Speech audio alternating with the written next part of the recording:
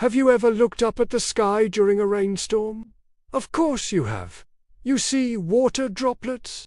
But what if, instead of water, you saw meat, slabs of flesh, falling from the clouds? It sounds like something from a nightmare. But, for the people of Olympia Springs, Kentucky, it was a bizarre and terrifying reality. It was March 3rd, 1876, a perfectly ordinary Friday morning. Mrs. Allen Crouch was outside on her porch, making soap. The sky was clear, not a rain cloud in sight. Suddenly, she felt something wet land on her arm. Then another piece, and another. She looked up and saw it. Chunks of what looked like fresh meat, ranging from small scraps to pieces several inches square, were raining down from the sky. The shower lasted for several minutes, covering an area about the size of a football field around her house. You can just imagine the scene. People cautiously stepping out of their homes, looking at the strange, fleshy substance littering the ground. Confusion turned to curiosity, and for a few brave souls, even culinary experimentation. 2 men reportedly tasted the meat and declared it was either mutton or venison. Mrs. Crouch, however, was less adventurous. She thought it looked like beef. Her cats seemed to agree, happily eating the pieces that fell near the porch. News of the Kentucky meat shower spread like wildfire. This was a time before the internet, before instant news.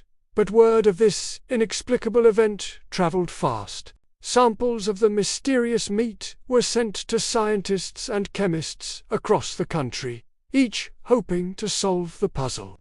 The initial reports were baffling. One professor from the Louisville College of Pharmacy examined a sample and identified it as containing lung tissue, muscle fiber, and cartilage. He even identified the lung tissue as coming from either a horse or a human infant.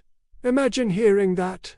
Another scientist, Leopold Brandeis, believed it was not stalk, a type of cyanobacteria that swells into a jelly-like mass when it rains.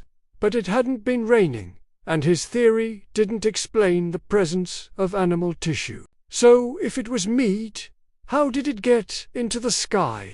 The theories started flying. Some people clung to supernatural or divine explanations. Was it a sign? A warning? Others looked for a more down-to-earth, or rather, up-in-there, solution. The most popular scientific theory, and the one that still holds the most weight today, is pretty gross. So brace yourselves. The idea is that a large group of vultures, also known as buzzards, had gorged themselves on a dead animal. As they flew over Olympia Springs, something caused them to all vomit at the same time. This projectile regurgitation would have sent a shower of partially digested meat falling to the ground below. It's a disgusting image, but it does explain the variety of tissues found and the localized nature of the shower. Dr. L.D. Tinbine, a professor of chemistry, was a strong proponent of this vulture theory. He pointed out that vultures often vomit as a defense mechanism, or to lighten their load for a quick takeoff. The different opinions on what kind of meat it was could be explained by the fact that it was all partially digested. It's a plausible, if stomach-turning, explanation. Yet, no one actually saw the flock of vultures, and for something so dramatic, you'd think someone would have noticed a sky full of birds. Because of this, a definitive answer was never reached. The samples were passed around, analyzed, and eventually lost to time. The story of the Kentucky meat shower became a piece of strange American folklore, a peculiar footnote in the annals of history. To this day, the event remains an official mystery. Was it a prank, a bizarre weather phenomenon? Or was it really just a bad day for a bunch of overfed buzzards? We may never know for sure. What we do know is that on a clear day in 1876, the skies over Kentucky opened up and it rained meat. It's a reminder that sometimes the truth is far stranger and a lot messier than anything we could possibly imagine. Thanks for watching.